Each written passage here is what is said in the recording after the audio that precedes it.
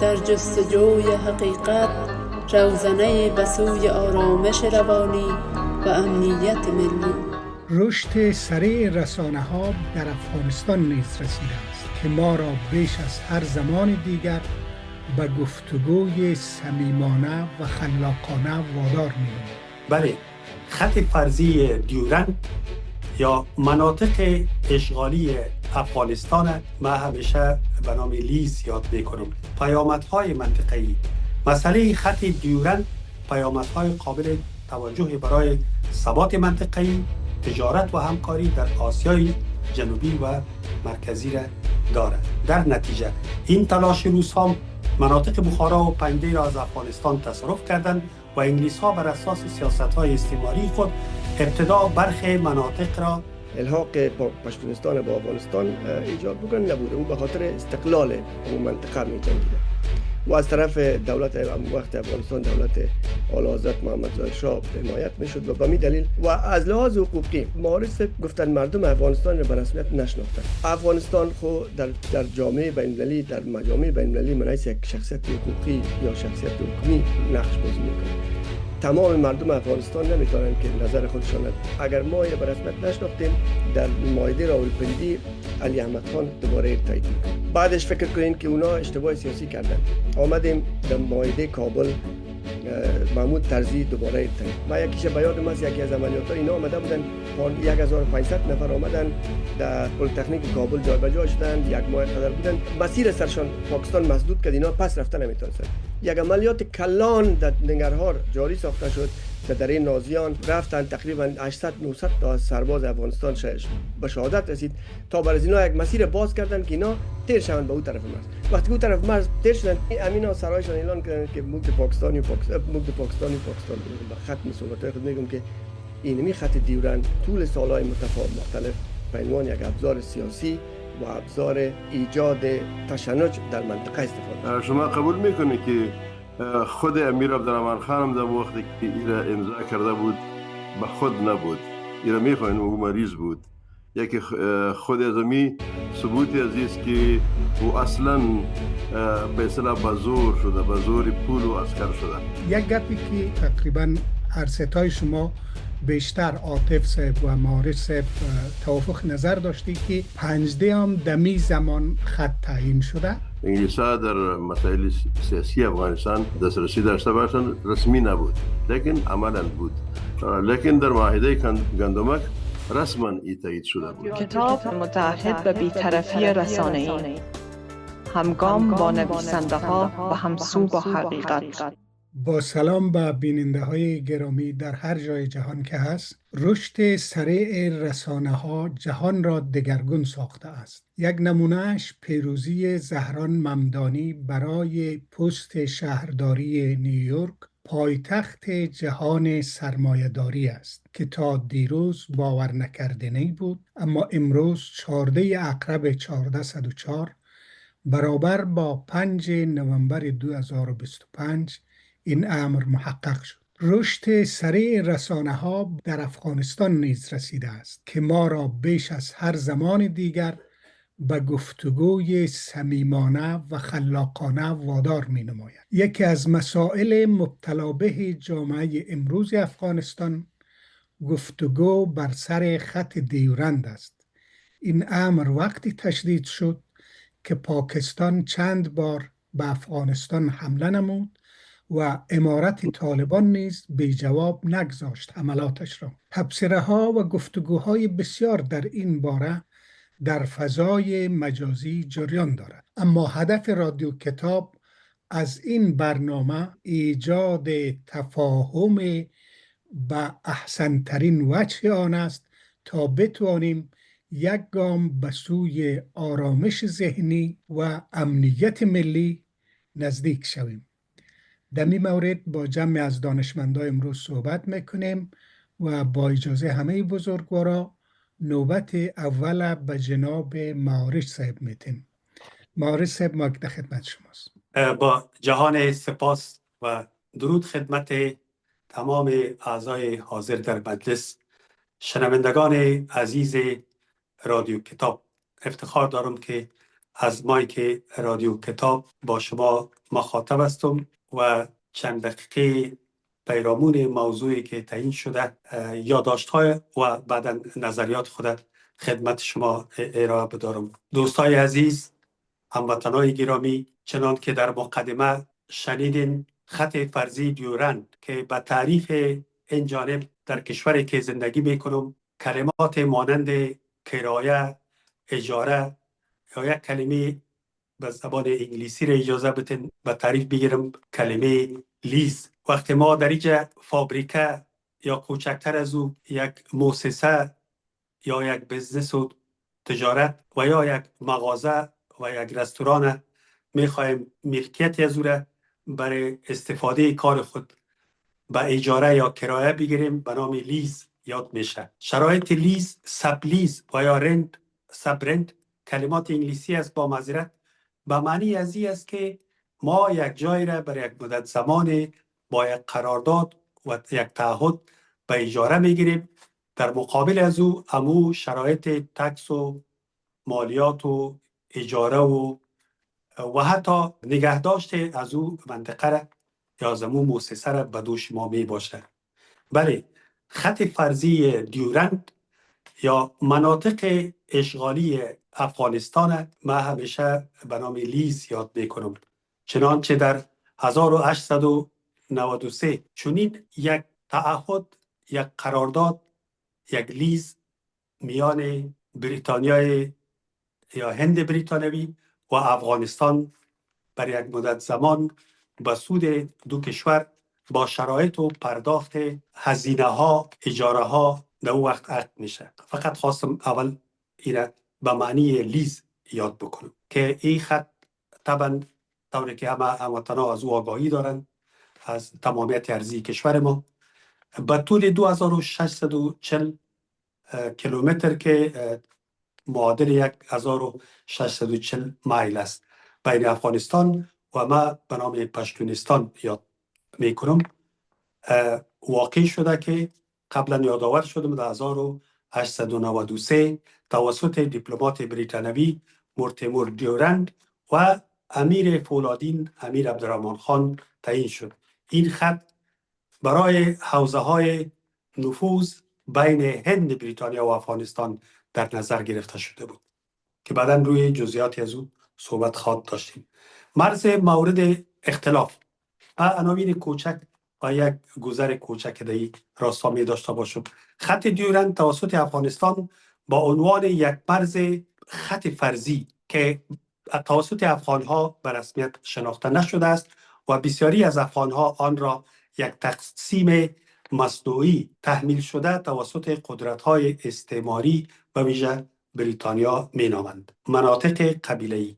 این خط از مناطق قبایل پشتون عبور می‌کند و گروه‌های قومی و زبانی را از هم جدا می‌سازد. نگرانی‌های امنیتی.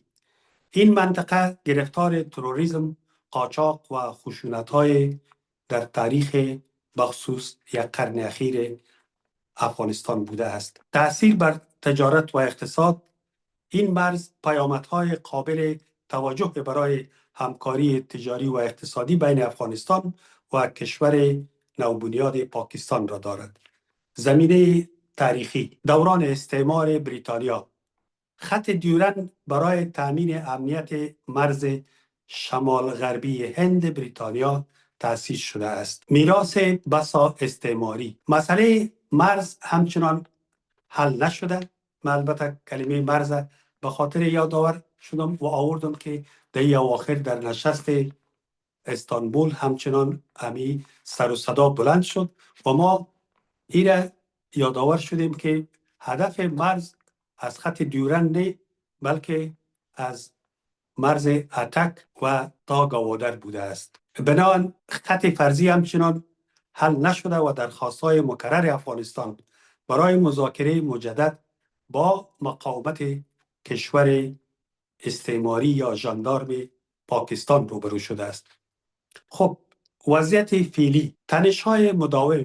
دو طرف خط دیورند همچنان منبع تشنج بین افغانستان و پنجاب و هر دو کشور دیدگاه‌های متفاوت در مورد مشروعیت و پیامدهای اوضاع دارا هستند. اقدامات امنیتی: پاکستان در امتداد بخش‌های از مرز حصار کشیده شده در حالی که افغانستان نگرانی‌های در مورد تأثیر آن بر جوامع محلی و تجارت ابراز کرده است. خب عنوان کوچک دیگه به نام پیامدهای منطقه‌ای: مسئله خط دیورند پیامدهای قابل توجهی برای ثبات منطقه‌ای، تجارت و همکاری در آسیای جنوبی و مرکزی را دارد. خب به دو یادداشت دیگه هم برمیگردم که معاهدات بین المللی، تعهدات جهانی، توافقات بین دولتین و بین ایالتی می تواند تحت شرایط و اصول خاص لغو، باطل و همچنان ادامه و یا تمدید پیدا بکنه. دوستای عزیز، یک مقدمه یادم نره، بحثی را شنیدیم در مورد همچون تعهدات و معاهدات که از معاهده راولپیندی، معاهدات گندمک، معاهده ماننده که امروز روش بحث داریم دیورند، و به یاد معاهدات مسکو که بین آقای ببرک کاربل و برژنف صورت گرفته بود، معاهده بعدی که توسط گرباچوف آقای دکتر نجیب الله صورت گرفته بود، معاهده دیگه پنجاب که بین آقای برهان الدین ربانی و حمیدگل صورت گرفته بود، معاهده بعدی مثلا بن که بین آقای کرزی و جورج بوش صورت گرفته بود. اینطور آمده ما تا به آخر به معاهده دوحه که بین مولا برادر و آقای خلیلزاد صورت گرفته بود. شاهد معاهدات زیادی در تاریخ افغانستان هستیم. خب من به عناوین کوچکی که عنوان کردم، نقض اساسی، نقض قابل توجه شرایط یک معاهده توسط یک طرف می تواند به طرف دیگر اجازه فسخ یا خروج از معاهده را بدهد. عدم امکان اجرا: اگر اجرای یک معاهده به دلیل شرایط پیش بینی نشده غیر ممکن شود، ممکن است باطل تلقی شود. تغییر اساسی شرایط: تغییر قابل توجه در شرایطی که در زمان تصویب معاهده وجود داشته است می تواند معاهده را منسوخ یا قابل ابطال کند. اجبار یا زور: معاهداتی که از طریق اجبار، زور یا تهدید اعمال می شوند ممکن است باطل تلقی شوند. تعارض با قواعد آمره: معاهداتی که با هنجارهای آمره حقوق بین الملل یا قوانین آمره در تضاد هستند باطل تلقی می شوند. خب در مورد اصول در این موارد اشاره کوتاه دارم. پیمانها: معاهدات برای طرفینی که آنها را امضا می کنند الزام آور هستند و از طرفین انتظار می رود که تعهدات خود را با حسن نیت انجام دهند. بازنگری وضعیت: در صورت تغییر قابل توجه در شرایطی که در زمان تصویب معاهده وجود داشته است می توان یک معاهده را فسخ یا از آن خارج شد. میایم که از رویه ها در این موارد بگوییم. مثلا مذاکره: طرفین می توانند برای اصلاح یا فسخ یک معاهده مذاکره کنند. خروج: طرفین می توانند طبق مفاد و یا سود یا با توافق متقابل از یک معاهده خارج شوند. فسخ: معاهدات می توانند با توافق متقابل یا به دلیل نقض اساسی فسخ شوند. خب بررسی قضایی: بررسی قضایی از این که دادگاه ها یا محاکم بین المللی می توانند یک معاهده را بررسی و باطل یا فسخ اعلان بکنند. از این میگذرم مستقیم میایم به بخش ارزیابی حقوق یا توافقنامه دیورند بود. این فقط اجازه میخوایم برای 2 دقیقه و خواهش میکنم. تشکر.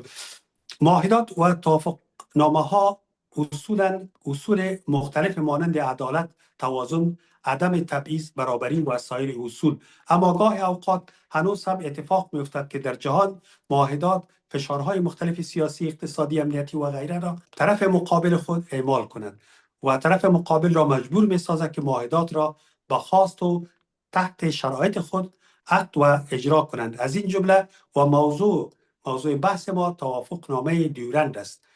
زمانی که امیر عبدالرحمن خان در 1880 به قدرت رسید زمانی بود که نظام‌های ملوک الطوایفی یا نوع فدرالیسم کنونی علاوه بر جنگ‌های داخلی خط فاصل بین دو قدرت بزرگ روس و انگلیس بود و هر دو دولت همواره در تلاش برای استعمار افغانستان بودند. در نتیجه این تلاش روس ها مناطق بخارا و پنجده را از افغانستان تصرف کردند و انگلیس ها بر اساس سیاست های استعماری خود ابتدا برخی مناطق را ناامن کردند و سپس به بهانه برقراری امنیت در آن مناطق به اتک، راولپندی و کویته حمله بردند و ارتش خود را در آنجا مستقر ساختند. من فکر میکنم همیشه استاپ میکنم. قبل از اینکه ما مایک به عاطف صاحب بسپارم، یک نکته غیر مشخص برای من فقط به خاطر که در ذهن بیننده ها روشن شد، گفتین قوانین آمره، یک کمی توضیح میفرمایید؟ قوانین آمره یعنی چی؟ خب این یک اصطلاحی است که در کشور ما کمتر مورد استعمال دارن، ولی قوانینی است که قبل از امضای یک تعهدنامه، یک قرارداد، یک سند رسمی، کشورهایی که ما به اصطلاح خودمون را جهانشوران مینامم یا کشورهای قوی که مانند کشورهای 8 گریت و یا 20 کشور اقتصادی بزرگ، اینا قبل از اینکه به یک مذاکره بپردازند و اساسات یک قرارداد یا پیشنویس از او آماده بسازن و جر و بحث بکنن، اینا پیش از پیش یک سند آماده میسازن، این آماده امضا میسازن یا تعهد میسازن. به اون خاطر این قوانین آمره است که بدون از اینکه شما موافقه داشته باشین یا نه، مثل که همین خط فرضی دیورند قبلا آماده ساخته بودن و روی میز در مقابل امیر عبدالرحمن گذاشتن که باید ایره قبول بکنن. بسیار خوب. یک لغت شما لیز انگلیسی رو به کار بردن. اگر من اشتباه میکنم دوستا مرا اصلاح بکنم. من فکر میکنم ما دقیقاً معادل لیز انگلیسی را در حداقل در معاملات در کابل داریم، سرقلفی میگیم. بسیار خوب، بله کاملا موافق هستم. من فقط به خاطر اینکه یکی کرایه هست، یکی اجاره هست که پولش پس میگیریم، یکی پیش پرداخت است یا بیانه است و اون کلمات سرقلفی را هم داریم. بسیار تشکر میکنم، ولی به خاطر که روشن شود، ما اگر لیز با هند بریتانیایی داشتیم، وقتی که اونا پای خود کشیدن و رفتن یا بعد از جنگ دوم جهانی به اصطلاح از منطقه فرار کردن آمدن که کشور خود نگهداری بکنن، چطور باز این لیز دوام پیدا کرد وقتی که طرف مقابل در اوج نبود؟ یعنی این به اصطلاح سب لیز شد. تشکر. تشکر. عاطف صاحب در خدمت شماست. با سلام خدمت شما بزرگوارای حاضر در برنامه، مخاطبای بسیار محترم رادیو کتاب، و بسیار تشکر از اینکه فرصت دادین و تشکر به اصطلاح ما تشکر کلانم از جناب مارس برای توضیحاتی که فرمودن، توضیحات بسیار. خط دیورند یا مایده خط دیورند یا خط فرضی هر اسمی که سرش بگذارین، در 1893 ببخشین توسط امیر عبدالرحمن خان که نماینده تامین اختیار امو زمان افغانستان بوده امضا شده. این هیچ شکی وجود نداره. یک مسئله ای است. اما این که ما بگیم یک مسئله در افغانستان، ما بارها میشنیدم مسئله 100 سال و 99 سال قراردادا چی داره. این قرارداد 99 سال فرصت داره، وقت داره. یک مسئله حقوق بین الملل عمومی هم نیست و در شرایط افغانستان، در حقوق افغانستان هم شامل بخش حقوقی افغانستان نمیشه. این مسئله آمده از جای به نام یک قضیه دارن در مصر و لیبیا و چند تا کشور دیگه منطقه به نام قراردادهای هوکر میگنشه. قراردادهای هوکر او قراردادهایی است که اگر خارجی ها بخواین در مصر یک جای را خریداری بکنن داشته باشن، او قراردادش برای 99 سال میباشه. یک مسئله است و یک مسئله دیگه مسئله بطلان از این خط است. اولا مارس خیلی عمیق در موضوع اشاره کردن، من نمیخوایم به جزئیاتش برگردم. برای مایدات معمولا ما یعنی مسئله فسخ پیش میاد که جنابشان فرمودن دیرم. این که ما مایدات باطل اعلان کردیم از کجا میاد؟ این از جایی میاد که اولین بار در سال 1949 اولین بمباردمان است که پاکستان به افغانستان انجام میده. اگر کسایی که مخاطبایی که جوانتر هستن میشنون، این باید متوجه باشن که بمباردمانی که یا تعرضی که پاکستان به افغانستان کرده بار اولش نیست و در سالهای نزدیک هم نیست. تنها در وقت کرزی نبوده. سال 1949 اولین بار به دلیل از اینکه یک کس را به نام امیال اسمش فراموش کردیم، بسیار معذرت میخوایم، فقیر احمد ای پی است که از امور در افغانستان نگاه کرده بودن و بر ضد دولت اصلا او شروع کرده بود در زمان انگلیسا، ولی بعد از او در وقتی که حکومت هم دولت هند برطانوی هم تقسیم میشه به پاکستان هندوستان. ولی یک چیزی که جالب است که آقای ای پی هم برازی یا اون فقیر محمد است یا اونام وقتی که مبارزه میکردن به خاطر از اینکه با افغانستان ملحق شوند یا الحاق پشتونستان با افغانستان ایجاد بکنن نبوده. او به خاطر استقلال همون منطقه می جنگیده و از طرف دولت وقت افغانستان دولت اعلی حضرت محمد ظاهر شاه حمایت میشد و به می دلیل پاکستانی‌ها حمله کردن و یکی دو تا ولسوالی‌ها را بمباردمان کردن که حدود 24 یا 25 نفر در اون وقت. این زمان است که یک جرگه شاه محمود خان که صدر اعظم از اون وقت دایر میکنه و مردم ها را جمع میکنه و بعد از او تمام معاهداتی که با هند برطانوی بوده یا پاکستان یا با هندوستان همیشه باطل اعلان میکنه. ولی این ابطال یک جانبه است. ابطال وقتی که میخوایم چیزی را باطل بسازیم فقط فرامین و احکام میتونیم باطل بسازیم، چون از یک جانب مصدرش یک جانب است. ولی وقتی که شما میرین به قرارداد، به موافقتنامه، به توافقنامه، به منشور، چون ای از دو یا چند جانب در این دخل هستند، بنابراین این همونطور که دو یا چند جانب امضا کرده به همین شکل همین دو یا چند جانب باید با هم یک جا شوند، بشین مذاکره بکنن، مفاهمه بکنن و این فسخ بکنن، تمدید بکنن، باطل بسازن.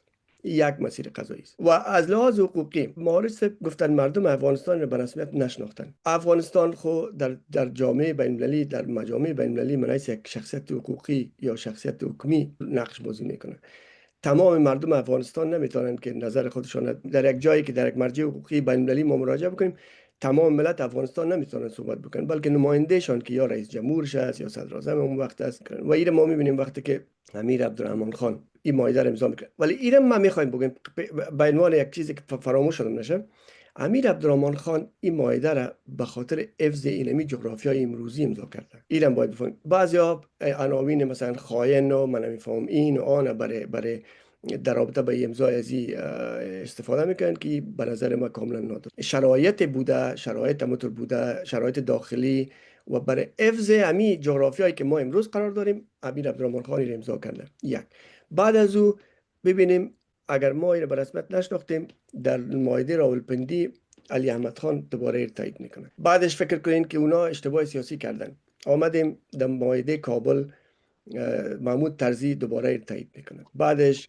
در 1930 نادر شاه وقتی سر قدرت میه، برادر خود به عنوان وزیر مختار به ابطال روان میکنه و در اینجا او به عنوان نماینده یادداشت میته و امی معاهده را تایید میکنه. فقط یگانه کسی که در این رابطه کمی سر صدا کرد و هم سر صدای داخلی ایجاد کرده سردار محمد داوود است. دیگه کسی نداریم. زای وقتی که آقای کرزی می اولین بار را تایید میکنه، استاد ربانی با این که اگر شما فکر بکنید که مسئله زبان هم نبوده، استاد ربانی هم تایید کرده. همگی اینا وقتی که ببینین وقتی که شما میخواین بگوین که ما این قبول نداریم، یک جانبه نمیشه. باید بریم به مراجع بین‌المللی مراجعه بکنیم.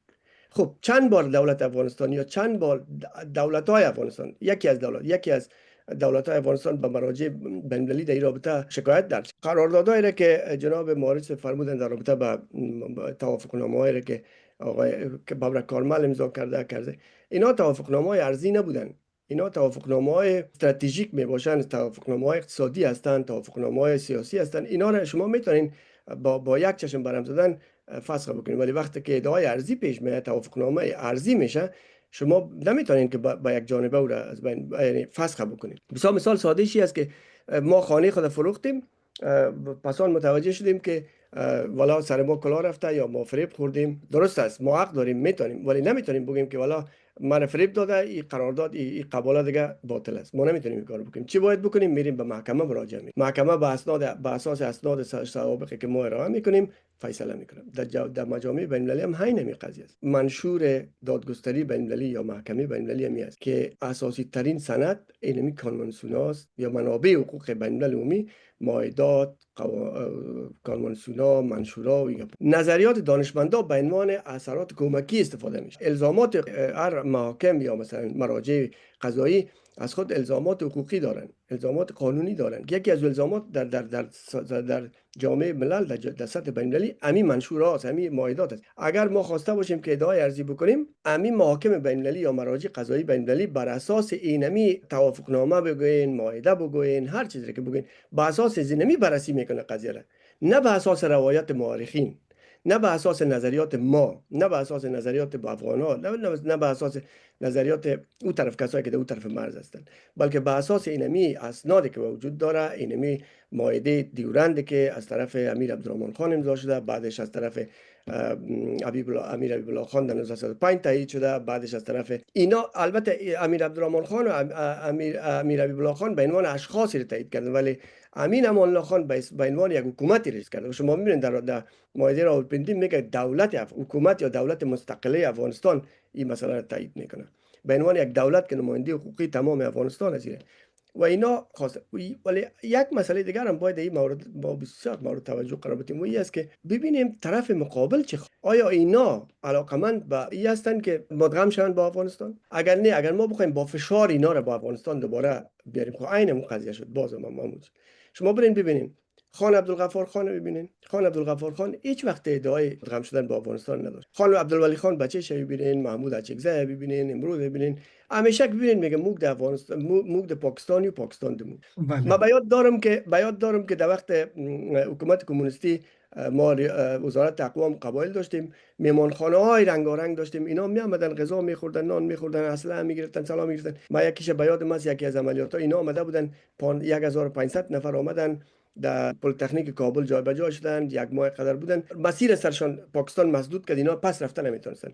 یک عملیات کلان در ننگرهار جاری ساخته شد، در دره نازیان رفتن تقریبا 800 900 تا سرباز افغانستان به شهادت رسید، تا بر از اینا یک مسیر باز کردن که اینا تیر شوند به اون طرف مرز. وقتی که اون طرف مرز تیر شدن، امینا سرایشان اعلان کردن که موږ د پاکستان دمو. و شما امروز امی اعلانات از یارو ببینید همیشه میگن ما پشتون و ای که ما بگیم که مثلا اینا دو طرف مرز پشتون هستن. خب مرزها خب به این شکل تقسیم شده در هزارها جای در کشورهای مختلف.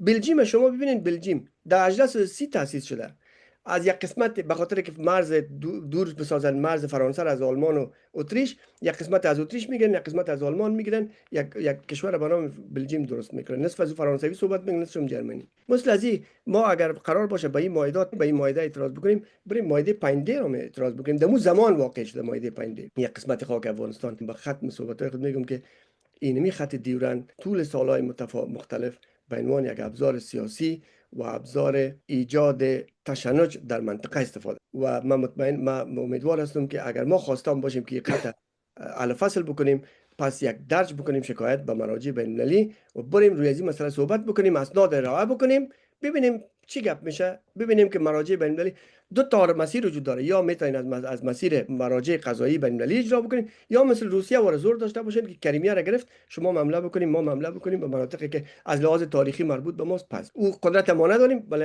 درج شکایت هم نکردیم. با تشکر.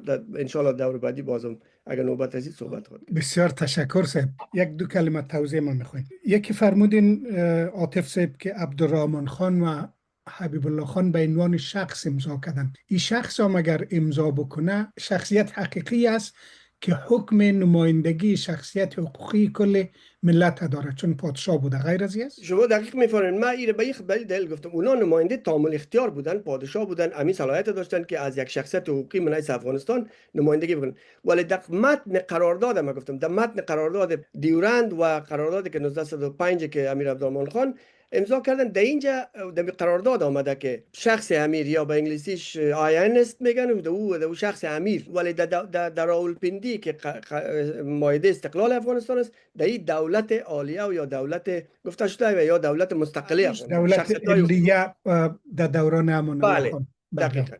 بسیار خوب صاحب. و یک نکته اشاره کردین که به نفع 1500 نفر پشتونای او طرف صوبه سرحد در دوران حکومت حزب دموکراتیک خلق یک عملیات شد. یادتان است که سال چند بود صاحب؟ دقیقاً سال 64 بود یا 65. دمی دو تا سالا بود که اینا آمده بودن و برگشتاندنشان یک عملیات کلان در دره نازیان صورت گرفت به طرف ننگرهار. میگه پا کارمل بوده دیگه. کارمل بود، بله بله. دوران. بسیار خوب. انجینر صاحب، محسن مایک در خدمت شماست، بفرمایید. تشکر بسیار زیاد. من سلامای خدا به تمام کسایی که در مجلس هستن تقدیم میکنم و کسایی که بعدا میشنون.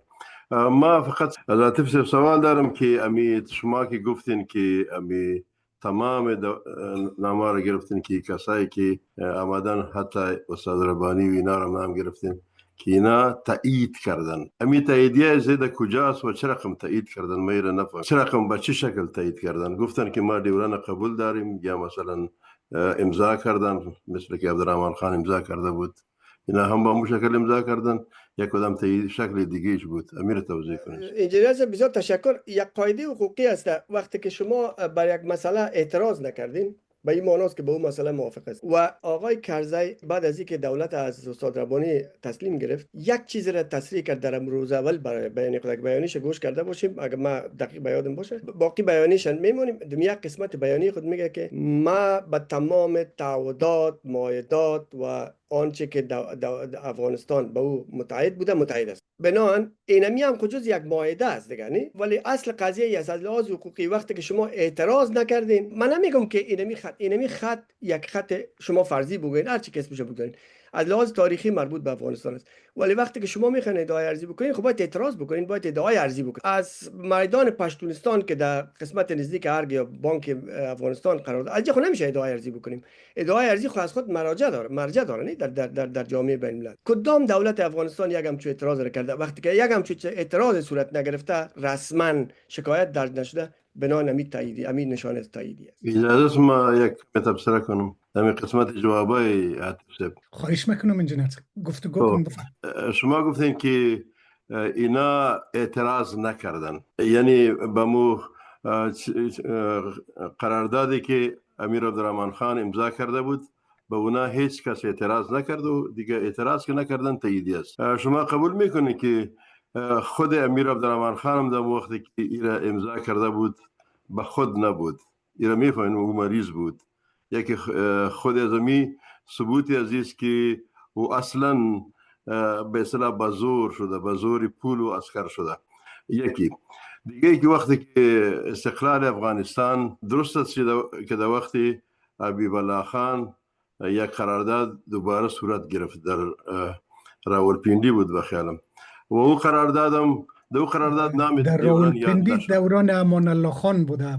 این پسانه خب امان الله خان وقتی که استقلال آزادی افغانستان اعلان کرد، امان الله خان گفت که ما تمام قراردادایی که با انگلیس‌ها داشتیم او باطل اعلان شد. به خاطر باطل اعلان شد که ما دو وقت زیر سلطه انگلیس بودیم. وقتی که آزادی کس میگیره به این معنی است که ما تمام قراردادایی که با اونا داشتیم باطل شد. بعد از او یک قراردادی در راولپیندی شده، لیکن او در رابطه دیوران نبود، در رابطه مسائلی بود که با یک دیگه تعرض نمی کنیم. یعنی با می شکل یک چیزی بود که امو مسئله که مثلا آزادی ما است او باید قبول شود.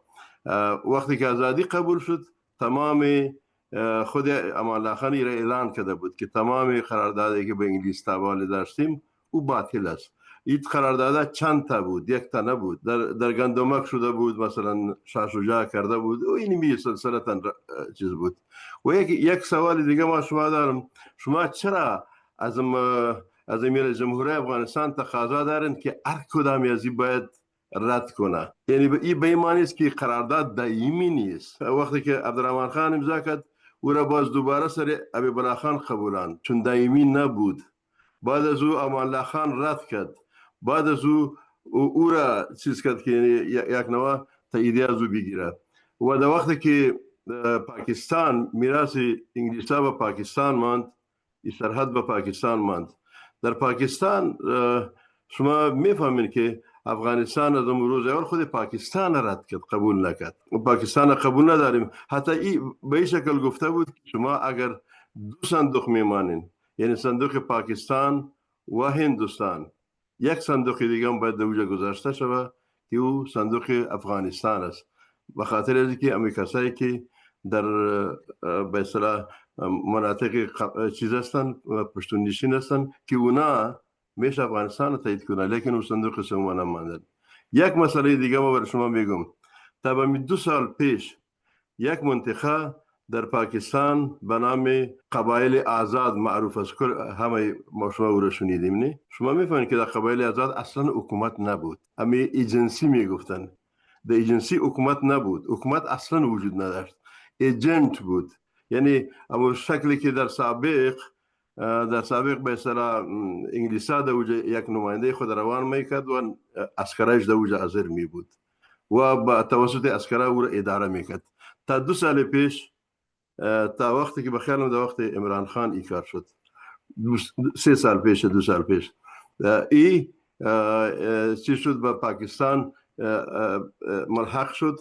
تا 3 سال پیش نبود، یعنی ایجنسی بود، یعنی یک منطقه بفر بود دیگه به حساب بین پاکستان و افغانستان که نه حکومت افغانستان در اوجه میتونست برای چون خط دیوران بود و نه حکومت پاکستان در اوجه میامد، تنها عسکرایش بود. و ای به این معنی است که این مردم و حکومت قبول نکرده بودن و میخواستن به اصطلاح آزادی خود بگیره و آل همه مردم آزادی خود میگیره. ضرور نیست که بگه که ما به افغانستان میریم، لیکن مردم افغانستان به صورت عموم اگر کسی قبولم بکنه، اگر امضام بکنه، مردم افغانستان میگه ما این خط قبول نداریم و ممکن نیست، عملی نیست که اینجا سرحد باشه. اگر سرحد اینجا باشه هیچ امکان نداره. شما میفهمین که اینجا یک لین سیمی خاردار هم اینجا تیر کردن در 2000 و چند صد کیلومتر، لیکن لین خاردار چی شد؟ کجا رفت؟ در یگان جایش مانده دیگه و پرید رفت. به خاطر از اینکه ممکن نیست بین این مردم سرحد قائم شود، چون این مردم به سرحد عادت نداره. پس یک خطی است که انگلیسا به خاطر از اینکه بعد از افغانستان حملات دیگه سر شکل نگیره، که بعد از او مثلا چون در وقت قراردادی که با امیر محمد یعقوب خان کرده بود، در وقت تقریبا افغانستان به انگلیسا تسلیم شده بود، لیکن مردم به اصطلاح بیرق آزادی بلند کردن و آزادی خود از انگلیسا گرفتن. جنگ اول انگلیس بود، جنگ دوم انگلیس بود و جنگ سوم شد و انگلیسا این خطر میفهمیدن. از او خاطر عسکرای خود در سرحد انداخته بودن و نمیخواستن که به اصطلاح از اون طرف دیگه حمله سر صورت بگیره. با این اساس این سرحد نیست. و از طرف شما 100 سال گفتین نه، این حقوقدانای انگلیس این به 100 سال تعبیر کردن، این ما نکردیم و نه کسی دیگه کرده. خودی حقوقدانای انگلیس میگه که امی قرارداد تمام قراردادایی که انگلیسا با مناطقی که او را به اصطلاح استعمار کرده بودن، چیزی که قرارداد اوجه بوده و قرارداد کلش عمرش 100 سال بود، 100 سال جلد نبود. شما میتونید را تحقیق کنید در کل جایی که این شکل گرفته. اگر جایی که حکومت منظم بوده و سیاستمدارای منظم داشتن و درست داشتن، اونا اما حق خود به دست آوردن، لیکن بدبختانه افغانستان از این چیز محروم بود.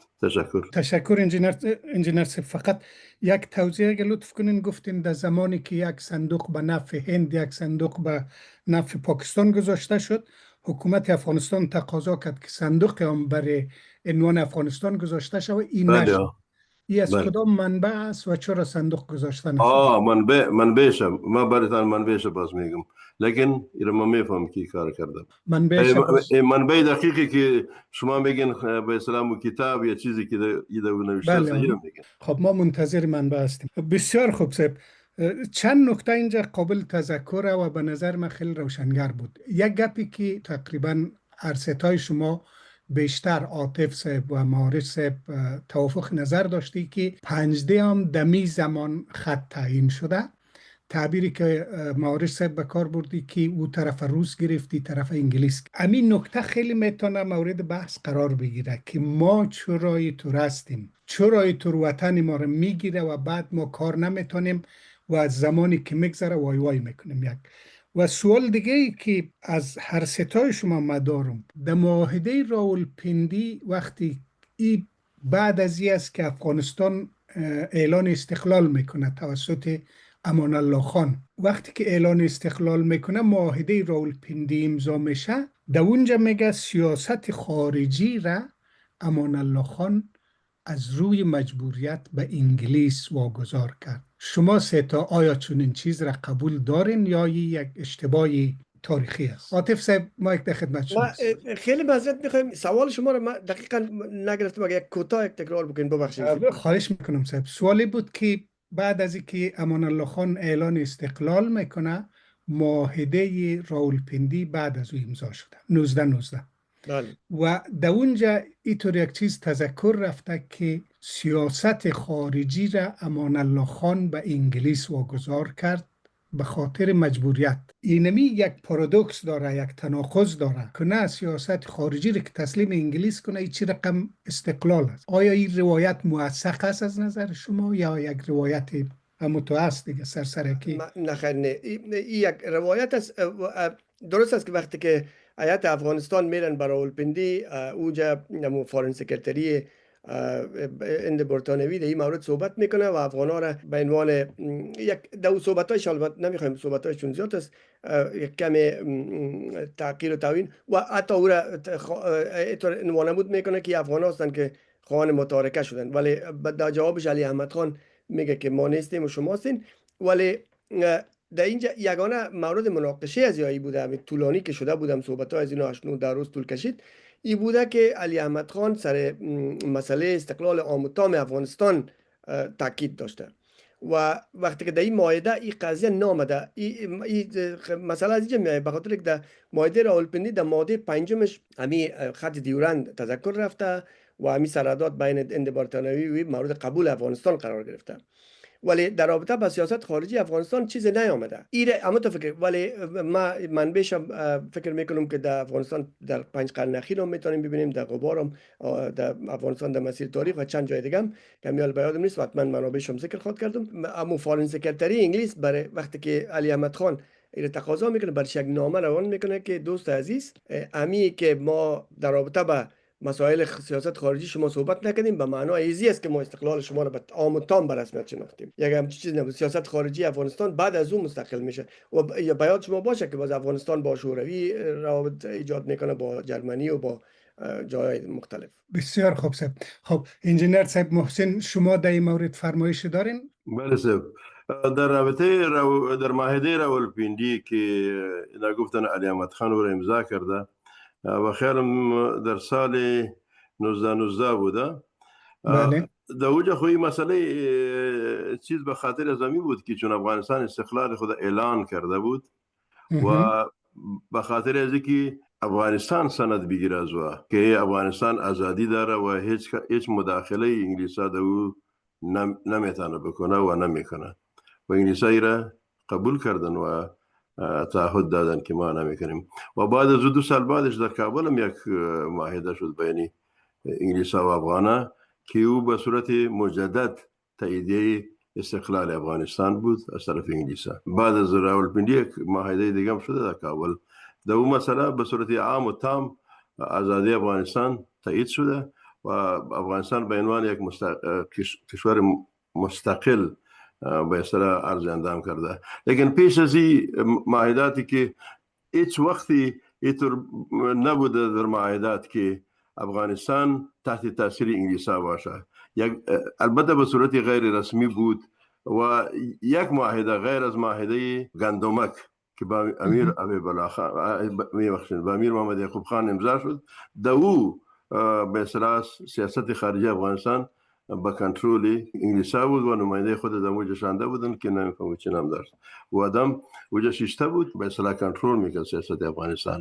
در غیر از او در هیچ وقتی اینطور نشده که انگلیسا به اصطلاح سیاست افغانستان کنترل کرده باشد. البته حکومت افغانستان به اصطلاح زیر اثر انگلیسا بود و انگلیسا برش پول میداد، پیسه میداد و با اساس امی پول مسلسل مجبور بود که افغانستان به او احتیاج باشه و زیر اثرش باشه. به صورت رسمی چیز نکرده بود، به اصطلاح کدام معاهده نکرده بود که باید انگلیسا در مسائل سیاسی افغانستان دسترسی داشته باشند. رسمی نبود لیکن عملا بود. لیکن در معاهده گندمک رسما ای تایید شده بود. بسیار تشکر صاحب. عاطف صاحب بفرمایید. دمی رابطه که مثلا امو روایت باطل میسازه امی است که وقتی که مایده راولپندی امضا میشه، انگلیس ها به دلیل از اینکه افغانان نمیپذیرن امو قیمومیت سیاست خارجی خودشان، مستعمری را که برای امیر عبدالرحمن خان و امیر عبدالرحمن خان قطع و در مایده آمده که ما این مستعمری را قطع کردیم و دلیلش هم امی است چون اونا امی مسئله را نپذیرفتن. این امو روایت بسیار خوب، خیلی روشنگر بودی. خب معارض صاحب، قسمت دوم با شما شروع کنیم یا آل میفرمایید؟ بفرمایید. بسیار زیاد تشکر از شما. اول خو صحبت های عاطف صاحب ما یک سلسله یادداشت‌ها داشتم ولی نمیخوایم زیاد روش کامنت یا صحبت داشته باشم. یکی مسئله کلمه امضا را چند بار یادآور شدن. مطالعاتی که من دارم همچون مجالسی که بین افغان‌ها در سالهای اخیر از مجالس زوم و جلسات رویاروی تا به گفت و شنودها با رادیوهای مانند بی بی سی و دیگر دوستا تاریخ نویسا و محققینی که در این راستای خط فرضی دیورند صحبت‌ها شنیدیم و مطالعه داریم. کلمه امضا حتی شما دیدید که آقای سنگروال و دیگرها با یک تیم تا یک هیئت رفتن به کتابخانه بریتیش لایبرری یا کتابخانه بریتانیا که همین سند دیدن جسمن کدام امضای در اوجا البته نیست و در این قسمت یادآور شوم که ما در 3 بخش یا 3 پاراگراف صحبت امروزی ما که یادداشت‌هایی را داشتم و یک 10 15 20 عنوان که هر عنوان یک جمله بود. ما فقط وقتی که به بخش حقوقی از او رسیدم استاپ کردم که بعدا حتما اگر وقت داشتیم ما او را یک بار تذکر بدم. بعضی موضوعات ممکن روشن شود و سوالاتی هم ایجاد شود.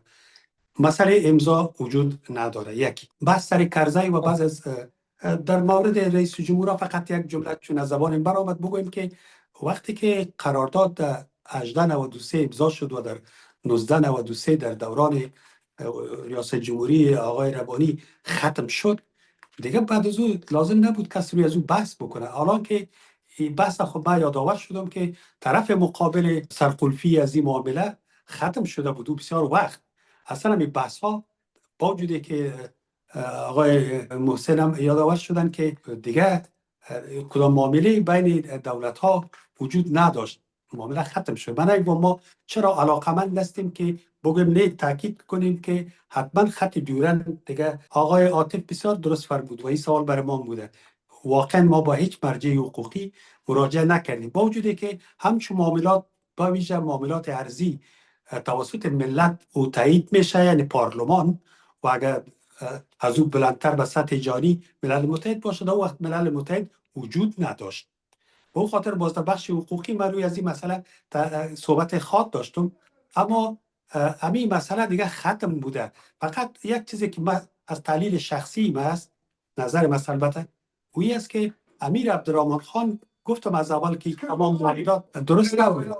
تشکر. باز ادامه میدیم. بسیار خوب صاحب.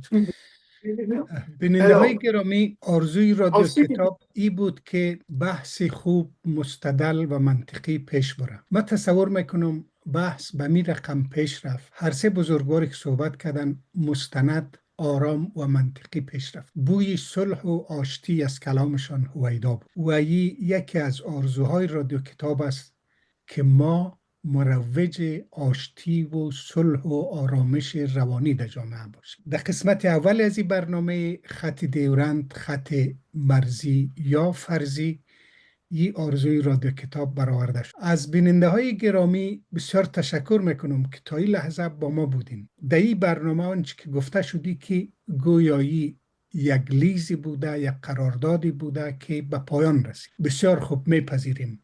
و اگر چنین است، چرا پاکستانیا ایره نمیپذیره؟ چون یک طرف قضیه و اونا هست. سیم خاردار هم که کشیدن، انجینر صاحب محسن گفت که او سیم خاردار دیگه نیست.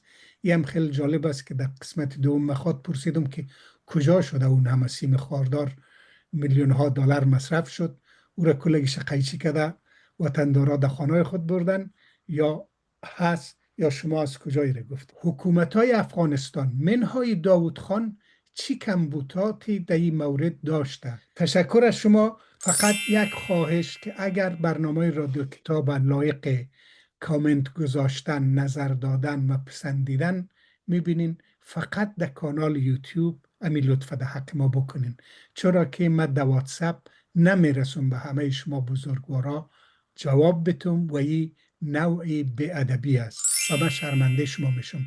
بنابراین جای کامنت کانال رادیو کتاب است. تشکر از حوصله شما. قسمت دوم هم لطفاً با ما باشین. رادیو کتاب، نیاز نسل امروز و فردا.